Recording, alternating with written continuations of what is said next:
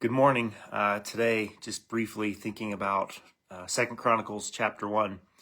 Yesterday, we talked about the way that that Solomon's response to God was to worship Him, and our response is to worship Him, and how important worship is. But Solomon didn't just go to Gibeon to worship in the way that we normally think. In fact, it doesn't say anything about singing. What it says is he made a sacrifice.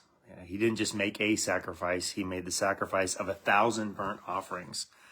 So in this particular instance, we don't see any indication that music was a part of the worship. What we see is that in 2 Chronicles 1, what we see is that worship equals sacrifice. I really want you to think about that when we gather together as a church body. In for instance, what are we sacrificing? What are we offering to God? We can worship God through song. We do worship God through song.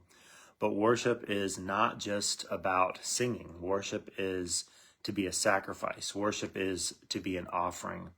We are supposed to bring something with us to sacrifice. And maybe that thing is ourselves. Like we know that we are to sacrifice all of who we are. We are to give up all of who we are in worship of God so that we can be obedient to Him. We're to give up the way we think and the way we act. We're to give that over to God.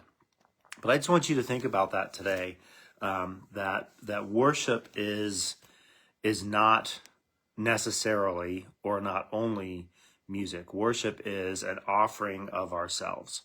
So that's where we give of ourselves to worship Him.